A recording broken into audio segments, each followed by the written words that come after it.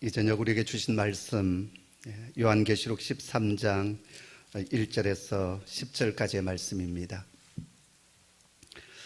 요한계시록 13장 1절에서 10절까지의 말씀, 제가 한 절 그리고 여러분 한 절 교독하여 드리겠습니다.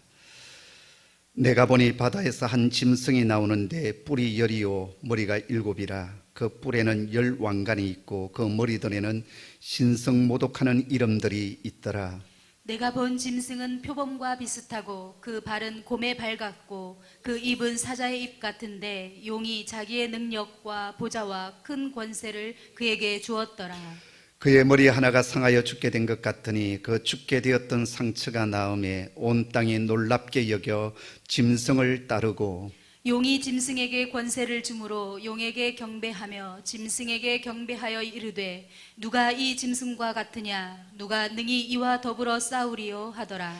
또 짐승이 과장되고 신성모독을 말하는 입을 받고 또 42달 동안 일할 권세를 받으니라. 짐승이 입을 벌려 하나님을 향하여 비방하되 그의 이름과 그의 장막 곧 하늘에 사는 자들을 비방하더라. 또 권세를 받아 성도들과 싸워 이기게 하고 각 족속과 백성과 방언과 나라를 다스리는 권세를 받으니, 죽임을 당한 어린 양의 생명책에 창세 이후로 이름이 기록되지 못하고 이 땅에 사는 자들은 다 그 짐승에게 경배하리라.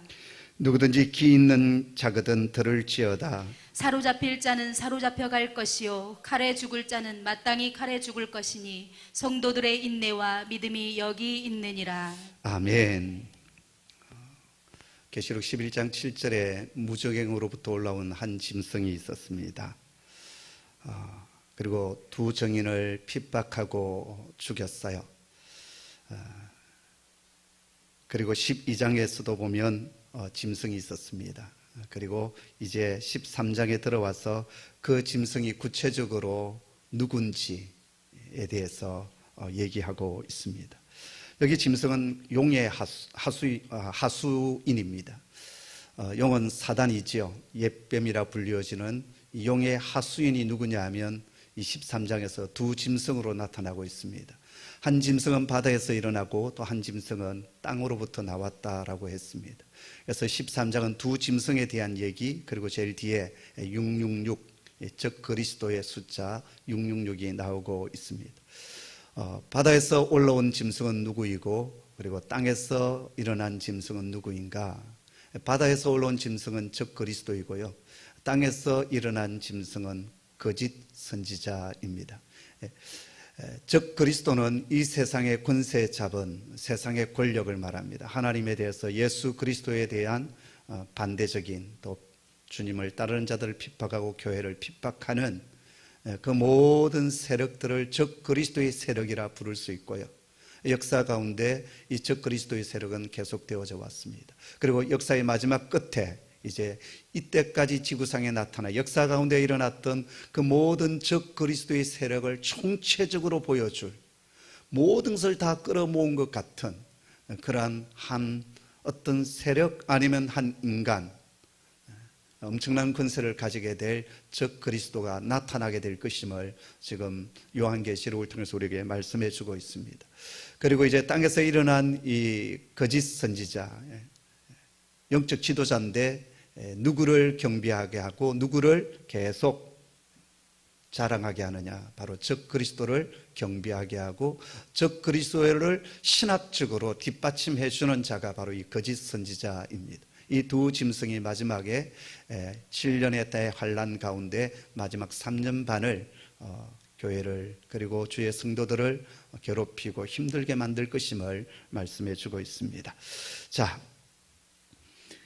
우리 13장 전체 내용 이해를 우리 한번 같이 읽어가 보았으면 좋겠습니다. 13장 14장은 12장 17절의 해설이라 볼 수 있다. 여러분, 12장 17절 내용이 뭐였습니까? 우리 한번 같이 12장 17절 말씀 같이 읽겠습니다. 함께 읽죠. 시작. 용이 여자에게 분노하여 돌아가서 그 여자의 남은 자손 곧 하나님의 계명을 지키며 예수의 증거를 가진 자들과 더불어 싸우려고 바다 모래 위에 서 있더라. 용이 여자를 죽일 수가 없었습니다. 그래서 분노해서 어떻게 합니까? 여자의 남은 자손, 바로 주의 성도들입니다. 그리고 하나님의 계명을 지키고 예수를 증거하는 그 자들과 싸우기 위하여 지금 바다 모래 위에 서 있더라라고 했어요. 지금 사단이 지금 자기의 짐승들을 끌어올리기 위하여 지금 준비하고 있습니다. 그리고 그 준비된 짐승이 누군가 보여주는 것이 13장의 내용이다라는 거예요. 여자는 자신이 여자를 용은 자신이 여자를 해칠 수 없음을 알았습니다. 그래서 그 여자의 후손 성도들을 해치려고 자기의 수하를 동원시키고 있습니다. 바로 그가 누구냐? 짐승 둘입니다. 자, 우리 13장 같이 읽어가 보지요. 시작. 13장은 바다에서 올라오는 한 짐승의 얘기로 시작되는데, 이 짐승은 7머리요 10면류관을 쓴 10뿔의 머리를 가지고 있다 했습니다. 그리고 참남한 이름들이 가득한 머리를 가진 이 짐승은 화려하게 세상에 등장하게 될 적 그리스도를 보여주는 예표와 같은 존재입니다. 그리고 용은 이 짐승에게 뭘 주느냐? 권세를 줍니다. 그리고 땅에서 올라온 짐승은 바다에서 올라온 짐승을 경비하게 만들고 신학적으로 그 모든 신학적인 뒷받침을 해 줍니다. 자, 그렇다면 여기 고대인들에게서 바다는 어떤 것이냐? 고대인들에게 바다는 혼탁한 세상을 가리킬 뿐만 아니라 악한 어둠의 권세들, 사단, 용이 숨어 있는 곳, 용이 살고 있는 곳, 괴물이 살고 있는 곳, 그런 것이 고대인들이 생각했던 바다였습니다. 그러므로 이 짐승은 혼탁한 세상에 평화를 가장하여 등장하게 될 적 그리스도의 예표입니다. 그리고 이 짐승의 출현은 혼탁한 세상을 평정할 평화의 사도로 등장하기 때문에 처음 그가 등장했을 때 수많은 사람들이 그를 주목하게 될 것이고 따르게 될 것이고 미혹을 당하게 될 것입니다. 자, 그러나 그 짐승 결코 따라서는 안 될 존재임을 주님은 가르쳐 주십니다. 왜냐하면 그 짐승은 헬라로 상징되어지는 표범과 같고 메데 파사로 상징되어지는 공과 같고 그리고 바벨론으로 상징되어지는 사자의 특징을 가지고 있는 흉악한 짐승이기 때문에 그렇습니다. 이 짐승이 7년 대환란기의 전반부에 등장할 때는 평화의 사도로 가장하기 때문에 우리가 다니엘서를 공부할 때 이 7년 전반기 앞부분에서 나타날 이 한 뿔을, 그죠? 두각을 나타내는 이 뿔은 수많은 사람들이 그를 추종하고 따를 수밖에 없을 정도로 상당한 리더십을 가지게 될 것이고 아마 고대 로마 제국이 통치했던 그 지역 속에서 분명히 이 적 그리스도 이 한 뿔은 일어나게 될 것입니다. 일어나게 되었을 때 아마 유럽 또 옛날 그 로마 제국이 통치했던 그 지역의 복잡한 정치적인 문제들, 여러 갈등과 아픔의 문제들을 하나하나 해결해 가는, 그래서 전 세계가 그를 향하여 주목해보고 추종하고 따르게 될 것이고 박수를 보내게 될 것입니다. 자, 그러나 이제 후반기가 되어질 때, 7년 대환란기의 후반기가 되어질 때 그의 본색이 드러나게 될 것이다 라고 했어요. 그 중에 하나가 뭐냐 하면 우리가 다니엘서에서 공부했던 것처럼 7머리 가운데 하나가 치명적인 상처를 입게 된다고 했지 않습니까? 그런데 기적적으로 살아나는, 여러분 이 짐승도 적 그리스도도 기적을 행합니다. 표적을 행합니다. 그래서 정말 하나님의 아들만이 하실 수 있는 그 일들을 그가 일으켜요. 그랬을 때 온 땅이 그를 기히 여기고 권세를 그가 회복하면서 마지막 3년 반, 후반기 3년 반, 42달 동안 온 세상을 통치하게 되는, 그리고 교회와 주의 성도들을 핍박하게 되는 대환란의 마지막 부분이 들어가게 될 것이다 라고 얘기합니다. 자, 그리고 11절부터는 적 그리스도를 돕게 될 거짓 선지자가 땅으로부터 올라오는데요, 그 짐승의 모양이 새끼 양과 같았다라고 했습니다. 바로 그것은 어린 양 대신 예수 그리스도를 지금 모방하는 거예요. 여러분, 적 그리스도는 하나님을 계속 모방합니다. 그리고 예수 그리스도를 모방해요. 그러면서 거짓 선지자의 모습을 감춰요. 속은 이리와 같지만 겉은 마치 어린 양 같은, 예수 그리스도와 같은 그런 모양을 가지게 될 것입니다. 그러니까는 사람들을 미혹시키는 거죠. 그리고 우리는 그 존재에 대해서 상당히 헷갈리게 될 것입니다. 자, 그리고 새끼 양 같은 짐승이 거짓 선지자라는 사실은 짐승과 거짓 선지자로 짝을 이루는 계시록의 내적 증거로 입증되기 때문이다라고 했어요. 19장 20절과 20장 10절에 보면 그 내용이 나오고 있습니다. 거짓 선지자는 땅에 거하는 자들로 하여금 적 그리스도를 경배하게 하며 그 예로 짐승의 수 666을 받게 만듭니다. 그래서 짐승을 추종하고 경배하게 하는. 자, 좀 더 우리가 구체적으로 1절부터 10절까지 오늘 좀 살펴보았으면 좋겠는데요. 바다에서 올라온 짐승이 어떤 존재인지 우리 보았으면 좋겠어요. 이 삽경의 말씀은 이 세상 불신 제국이 교회를 핍박하는 용의 하수인이 될 것을 보여주고 있습니다. 여기 나오는 짐승은 우리가 이미 살펴보았던 다니엘서 7장 7절 그리고 7장 25절 넷째 짐승을 묘사하고 있어요. 그렇죠? 이 넷째 짐승은 지금 이 요한계시록이 쓰여졌던 그 시점으로 본다면 로마 제국을 그대로 지금 보여주고 있고요. 또 멀리 요한계시록에 쓰여졌던 그 시점으로 본다면 먼 미래에 어떤 적 그리스도의 국가 아니면 그 국가를 지배하는 한 개인이 주님의 재림 직전에 이 역할, 적 그리스도의 역할을 하게 될 것임을 예언하고 있습니다. 요한계시록을 우리가 해석하는 첫 시간에 그런 말씀을 했어요. 요한계시록을 해석하는 여러 가지 견해들 가운데 하나는 과거적인 해석. 과거적인 해석은 뭐였습니까? 요한계시록이 기록되어졌던 그 당시로 우리가 이 말씀을 먼저 읽어야 된다라고 했어요. 그 다음에 또 현재적인 해석이 있습니다. 그것은 어떻게 보면 영적인 해석일 수도 있는데 오늘 살아가고 있는 바로 우리 이 시점에서 이 말씀이 우리에게 주시는 메시지를 우리가 찾아내어야 된다라는 거예요. 그 다음에 또 하나는 미래적인 해석입니다. 미래적인 해석은 이 요한계시록의 말씀이 완전히 성취된 것이 아니지 않습니까? 부분적으로 이 말씀이 기록되어졌던 요한계시록이 기록되어졌던 요한 당대 그리고 그 1세기 2세기 그리스도 공동체 가운데서 성취된 부분도 있습니다.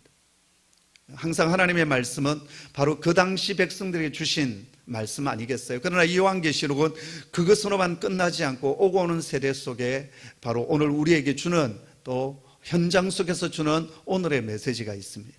그런데 요한계시록은 또 뭐가 있느냐? 열려 있어요.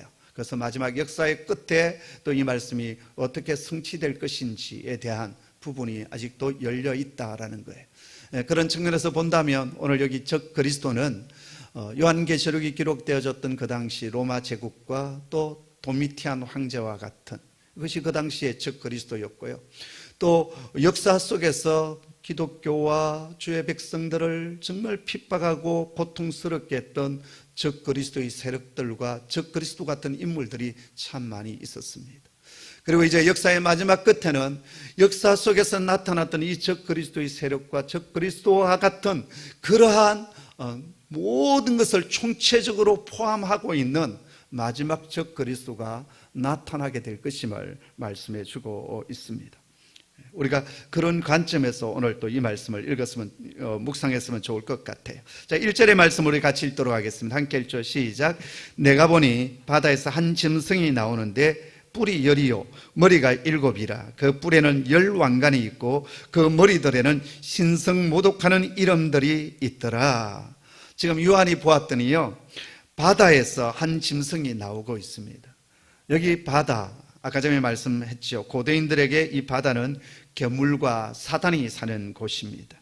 근데 그 바다에서 누가 나오느냐? 한 짐승이 나오는데 데리온이라고 하는 단어를 쓰고 있어요. 이 데리온이 뭐냐?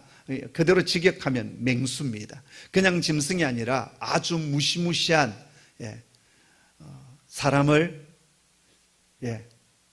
습격하고 달려드는 맹수, 그것을 가리킬 때 데리온이라는 단어를 쓰고 있는데 우리 성경에서는 그냥 한 짐승 그렇게 되어져 있습니다. 이 짐승이 나오는데 뿔이 몇이냐? 10이다라고 했어요. 마지막 때 이 혼돈의 세상 이곳에서 적 그리스도가 분명히 일어나게 될 것이고, 또 어쩌면 지금도 적 그리스도 같은 세력들이 오늘 교회와 성도들을 핍박하고 또 박해를 하고 있습니다. 근데 그에게는 뿔이 10이고 머리가 7이다라고 했습니다. 다니엘서 7장에 보면은 짐승 넷이 나오지 않습니까? 첫 번째 나왔던 짐승이 뭐였어요? 기억나십니까? 오래전에 한 얘기라서 첫 번째 사자였어요. 두 번째 뭐였죠? 곰. 그 다음에 세 번째 표범.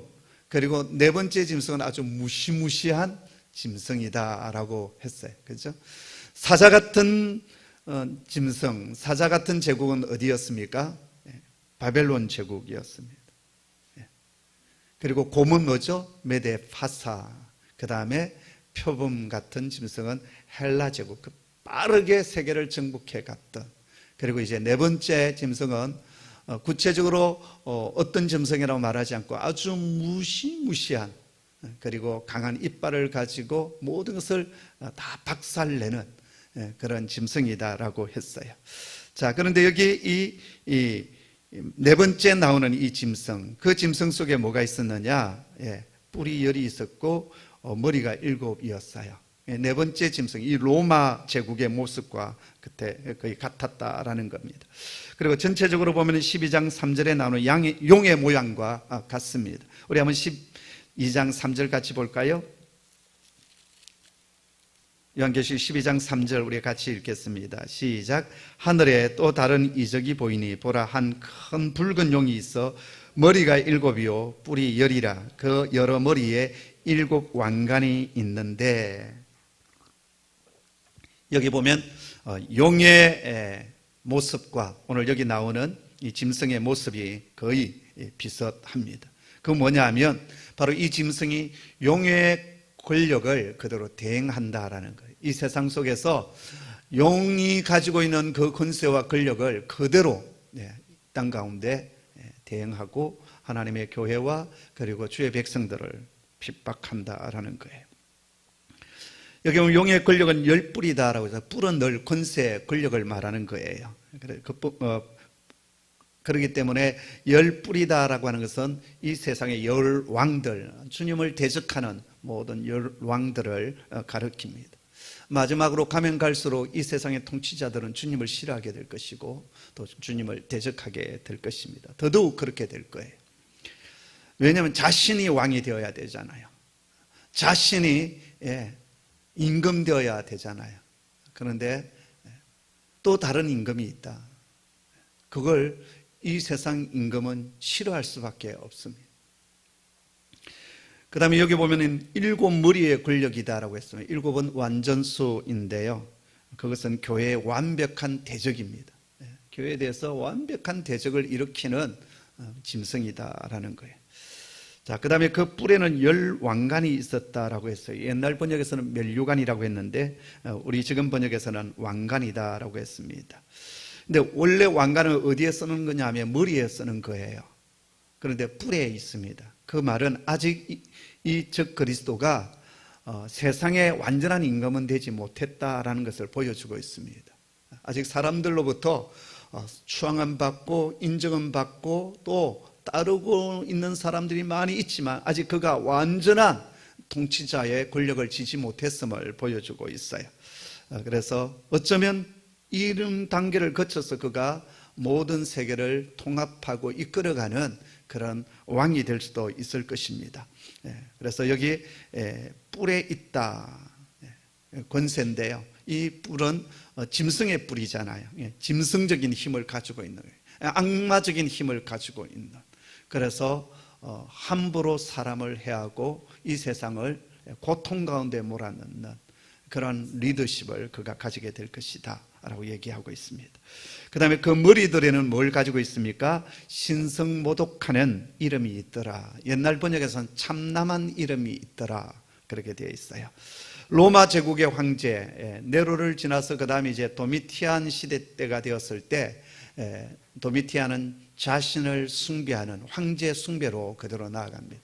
이전에는 죽은 황제들을 숭배하였어요. 신으로 숭배했습니다. 그러나 도미티안 황제 때부터 살아있는 자신을 숭배하는, 네로는 자신을 이 세상을 구원하는 구주라고 얘기를 했어요. 그런데 이제 네로가 거의 자살하다시피 죽고 난 뒤에 그 다음에 이제 3명의 한 2개월짜리 3개월짜리 황제가 세워졌다가 그 다음에 이제 우리가 잘 알고 있는 베스파니아누스 황제가 세워졌고 그의 아들 티투스가 그 다음 황제가 되었고, 그런데 한 2년 있다가 병으로 죽어요. 예루살렘 성전을 함락시켰던 이 티투스가 2년 만에 죽습니다. 그리고 나서 그의 동생 도미티안이 이제 황제가 되거든요. 그때가 이제 주 한 90년경이었어요. 그리고 이 도미티안 황제 때 좀 요한은 이제 밤모습에 유배되었고, 유배된 가운데 지금 요한계시록의 말씀을, 계시의 말씀을 받는 것 아니겠어요? 근데 이 도미티안이 스스로 자신을 신으로 그렇게 숭배하게 했습니다. 바로 그것이 뭐냐면 신성모독이죠. 오직 경배 받으시고 찬양 받으실 분은 우리 아버지 하나님 한 분밖에 계시지 않습니다. 그런데 역사의 끝에 이 로마를 그림자로 하는 적 그리스도의 국가 또 세력, 어떤 개인이 일어나서 스스로 신으로 칭하고 자신을 높이게 될 것입니다. 역사 가운데 스스로 자신을 높였던 왕국이나 그리고 개인은 결국 망했습니다. 심판받았어요. 그리고 그 끝이 결코 좋지 못했습니다. 왜냐하면 우리 인간은 절대 높임 받아서는 안 될 존재입니다. 왜냐하면 우리의 출신 자체가 흙으로 지어진 바스라지기 쉬운 진토에서 온 존재이거든요. 이걸 우리는 잊지 말아야 돼요. 근데 그러한 것을 잊어버리고 권력을 쥐게 되어지면 자신이 무한 권력을 가지고 있는 것처럼 함부로 휘두르려고 하는 것이 이 세상의 권력자들의 생각이에요. 그런데 하나님 그것을 기뻐하지 않습니다. 근데 역사의 마지막 끝에 자신을 신으로 하나님으로 경배하게 하고 이 세상을 마음대로 흔들려고 하는 그러한 세력이 일어나게 될 것입니다. 그것이 바로 짐승의 모습으로 지금 나타나고 있습니다. 자, 그런데 이 짐승이 어떤 모습을 하고 있는지 우리 한번 같이 2절의 말씀을 같이 읽겠습니다. 시작. 내가 본 짐승은 표범과 비슷하고 그 발은 곰의 발 같고 그 입은 사자의 입 같은데 용이 자기의 능력과 보좌와 큰 권세를 그에게 주었더라. 예. 자, 여기 보십시오. 다니엘서 7장에 나타났던 그 짐승의 모습, 세 번째 짐승까지 지금 다 지금 나타나고 있어요. 표범과 비슷하다라고 했고 그 발은 곰의 발같이 완전히 정복자의 발을 가지고 있습니다. 그리고 그 입은 사자의 입 같았다라고 해서 잔인하기 짝이 없습니다. 그런데 바로 이것은 우리가 다니엘 7장에서 보았던 바벨론 제국, 또 메데파사 같은 제국, 그리고 또 헬라 제국과 같은 그러한 능력, 권세, 그러한 캐릭터를 이 마지막 적 그리스도는 가지게 될 것이다 라는 거예요. 그리고 용이 뭘 줍니까? 이 바다 짐승의 배후가 바로 용이거든요. 용이 이 모든 권세를 지금 다 주고 있습니다. 표면적으로 나타난 자는 이 짐승 적 그리스도지만 그 배후에는 누가 있느냐? 용, 사단이 있는 거예요. 옛뱀이 지금 있는 거예요. 세 가지를 줍니다. 하나는 능력을 줍니다. 그래서 적 그리스도가 능력을 가져요. 뿐만 아니라 보좌를 줍니다. 어떤 자리를 줘요. 통치자의 자리를 줍니다. 그 다음에 세 번째, 큰 권세를 줍니다. 그냥 헛수아비가 아니에요. 큰 권세를 쥐게 되는데 이것은 사단이 그에게 지금 부여한, 사단이 준 권세예요. 그리고 이 적 그리스도 짐승은 사단이 준 그 권세를 가지고 누구를 대적하겠어요? 주님을 대적하고 여자의 후손인 교회와 성도들을 핍박하는 것입니다. 우리 그걸 알아야 됩니다. 자, 그 다음에 여기 3절 말씀 같이 읽도록 하겠습니다. 함께 읽죠. 시작. 그의 머리 하나가 상하여 죽게 된 것 같으니 그 죽게 되었던 상처가 나음에 온 땅이 놀랍게 여겨 짐승을 따르고. 예. 아까 전에 말씀드리지 않았습니까? 다니엘서에 보면 7뿔이 있었고 그 중에 하나가 상하여 죽게 되었는데 기적적인 기적적으로 살아나는, 그래서 사람들이 그를 완전히 더 따르게 되어지는 그런 일들이 있게 될 것이다라고 했어요. 근데 오늘 여기 그것을 다시 말씀하여 주고 있습니다. 그의 머리 하나가 상하여 죽게 되었다라고 했어요. 사람들은 죽었다라고 생각했어요. 그런데 그가 그 상처가 낫고, 마치 우리 주님께서 죽은 지 3일 만에 부활한 것처럼 이 적그리스도도요 바로 그리스도를 그대로 모방합니다. 그래서 거의 죽었던 자가 살아나는, 사람들은 그를 더욱 추종하게 되고 따르게 되고, 여기 보면은 온 땅이 놀랍게 여겨 짐승을 따른다라고 했어요. 역사의 마지막 끝에 이 적그리스도가 그런 일들을 하게 될 것이다라는 거예요. 그래서 심지어는 성도들까지도 그곳에 미혹당하게 되는, 그때 우리는 정말 깨어 있어야 합니다.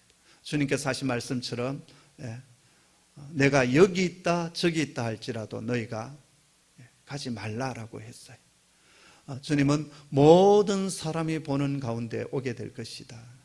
그리고 그분이 참 재림의 주님이심을 모든 사람이 알게 될 것이다 라고 했어요. 그리고 마지막 나팔이 분명히 불려지게 될 것임을 말씀하고 있습니다.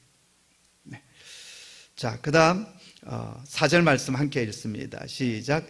용이 짐승에게 권세를 주므로 용에게 경배하고 짐승에게 경배하여 이르되 누가 이 짐승과 같으냐, 누가 능히 이와 더불어 싸우리요 하더라. 예. 용이 짐승에게 권세를 주었기 때문에요, 용에게 경배합니다. 그리고 또 짐승에게 경배합니다. 사람들이 그렇게 경배해요. 그러면서 사람들이 말하죠. 누가 이 짐승과 같으냐, 누가 능히 이와 더불어 싸우리요. 아무도 싸울 자도 없고 필적할 자가 아무도 없다라고 사람들이 소리를 치고 있습니다. 위대한 왕, 위대한 하나님이시다, 위대한 그리스도시다, 그렇게 사람들이 추종하고 따르게 될 것입니다. 그건 누가 주는 권세냐? 하나님이 준 권세가 아니라 사단이 준 권세로 그렇게 될 것입니다. 예, 로마 시대 때 황제가 그랬습니다.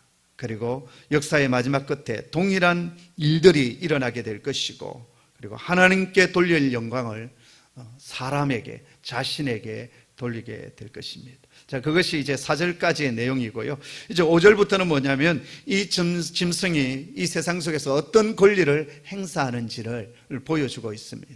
자, 5절 말씀 함께 읽죠. 시작. 또 짐승이 과장되고 신성모독을 말하는 입을 받고 또 42달 동안 일할 권세를 받으니라. 예. 여기 보면 짐승이 과장된, 그 말은 말을 잘한다라는 거예요. 얼마나 말빨이 좋은지요. 사람들이 그냥 확 넘어가 버리는 그런 사람도 있지 않습니까? 그냥 그 말을 들으면 모든 것이 다 진짜인 것처럼. 우리 주변에도 한 사람이 있어요. 저 장흥에 가면 내 눈을 바라봐 있어요. 허시성을 가지신 분. 또 명칭도 하늘궁 뭐 이렇게 놨어요. 그분이 우리 센터에 한 2번 왔다 갔습니다. 추종자 몇 사람 거느리고 이 장소가 기가 막힌 장소다 이러면서 떠들고 가더라고요. 제가 일하고 있었는데 누군가 봤더니 내 눈을 바라봐 그분이었어요. 그래 와가지고서는 이제 어떤 명당 자리를 좀 찾아다니는가 봐요.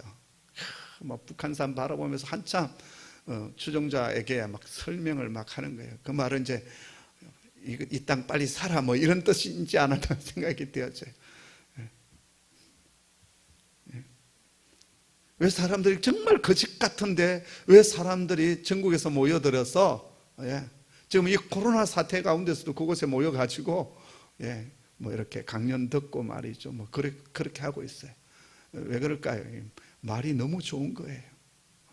또 너무 또 이렇게 확신 있게 얘기하니까 뜬다 뭐 이러니까 막 뜨는 것처럼 보이고 막.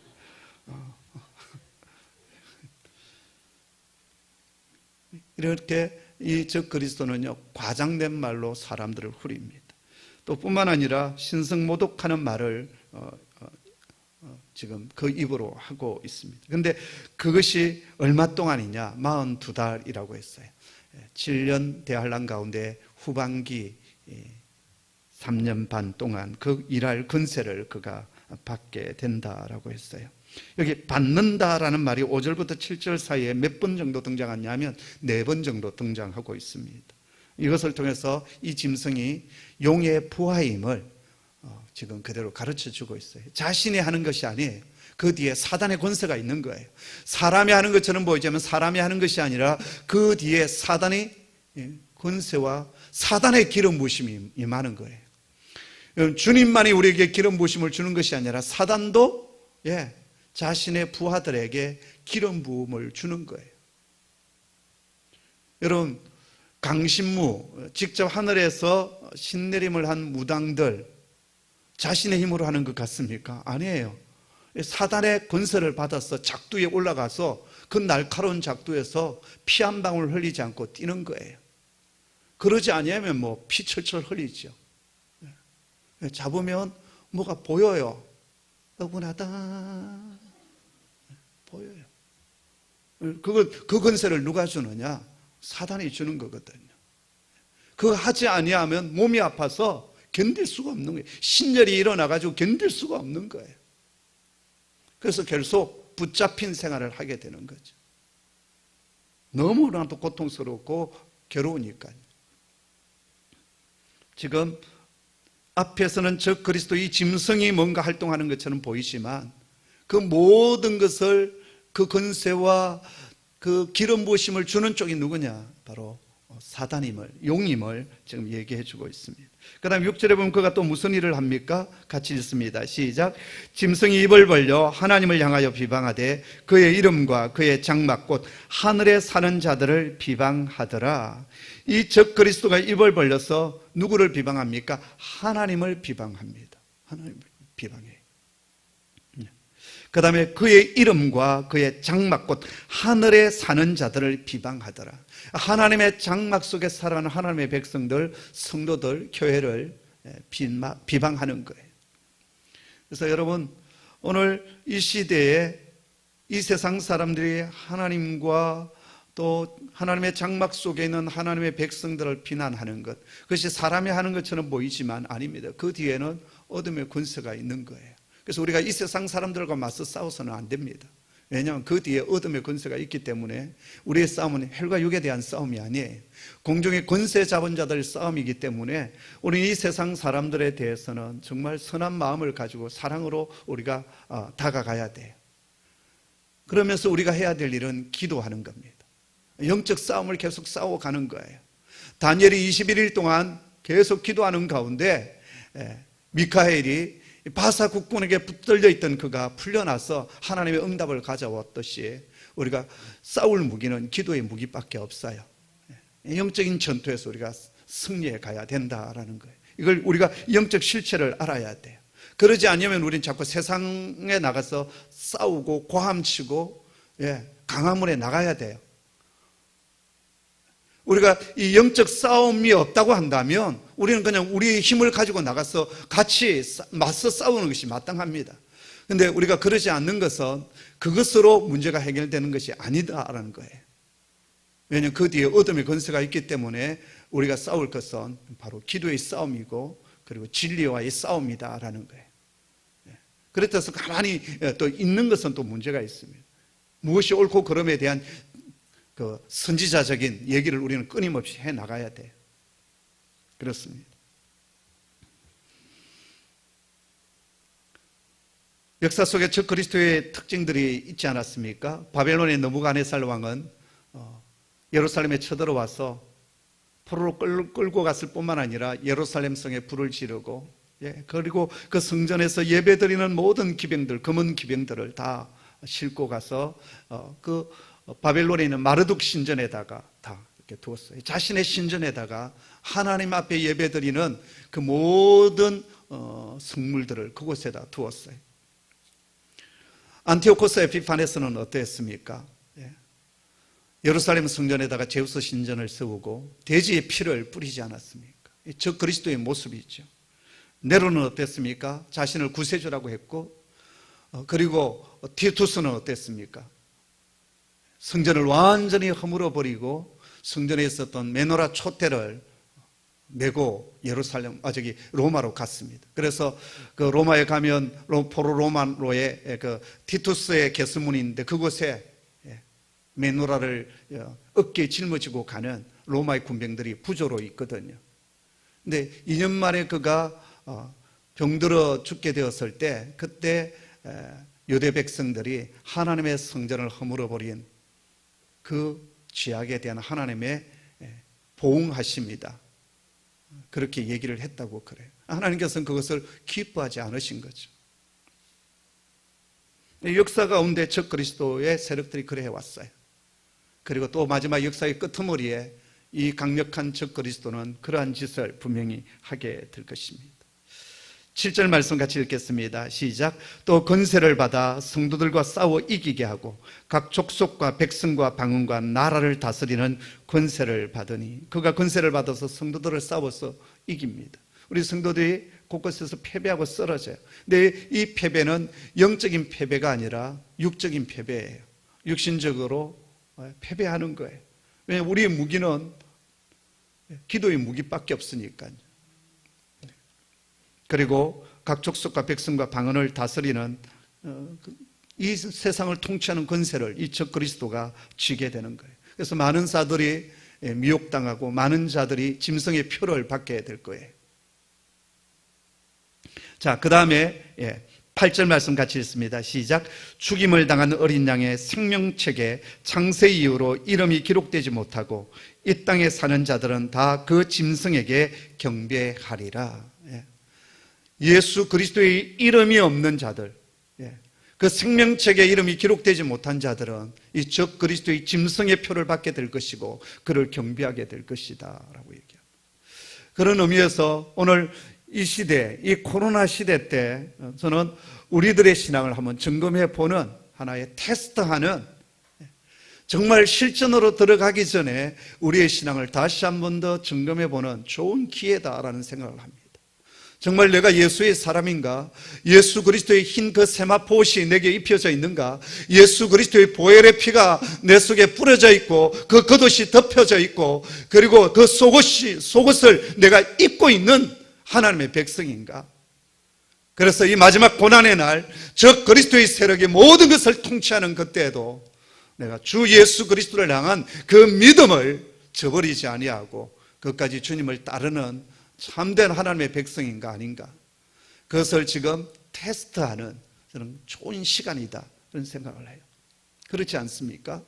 모든 것이 좋을 때, 모든 건 환경이 좋고 평화스러울 때 마음껏 우리가 예배할 수 있는 그런 환경 속에서 우리는 언제든지 예배할 수 있고 기쁨으로 주님을 따를 수가 있습니다. 그런데 그것들이 문이 닫히고 또 비난을 당하고 그러한 순간에도 여전히 내가 주 예수 그리스도 한 분만을 바라보고 나의 신앙을 여전히 유지하고 있고 지키고 있다고 한다면 내 안에 예수의 이름, 보혈의 피가 지금 흐르고 있는 겁니다. 그렇습니다. 이게 중요해요. 바로 그러한 시기가 지금의 시기다라는 거예요. 오늘 우리나라 축구 대표팀, 그 국가대표팀과 올림픽 대표팀이 지금 평가전 같은 경기를 하는 것 같아요. 하는 것 같습니다.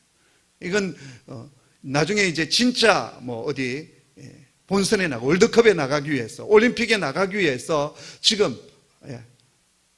전력을 점검해 보는 거잖아요. 이런 경기를 통하여서 실력이 늘고 점검해 보는, 우리 실력이 어디까지 와 있는지, 어디가 문제가 있는지. 저는 이 코로나 사태를 통해서 오늘 한국교회가 어떤 문제가 있는지 다 적나라하게 다 드러나는 거예요. 또 우리의 믿음이 어느 수준인지, 우리 홍익교회의 믿음의 수준이 그 믿음의 분량이 어느 정도인지 이것이 다 이제 다 드러나고 뽀록 나는 거예요. 손 목사의 믿음의 수준이 어디인지 다 뽀록이 다 나는 거예요.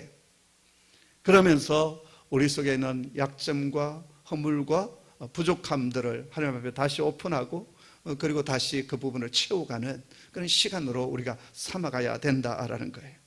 그러지 않으면 마지막 정말 적 그리스도가 이 대환란의 마지막 후반기에 이제는 평가전도 없어요. 연습할 기회도 없어요. 실제적인 그 실전, 그 시간이 다가온다 했을 때 아무것도 준비되지 않는, 기름을 준비하지 않는 다섯 처녀처럼 바깥에서 우리는 울면서 일을 가는, 슬피 울면서 일을 가는 일들이 일어날 수 있다라는 거예요.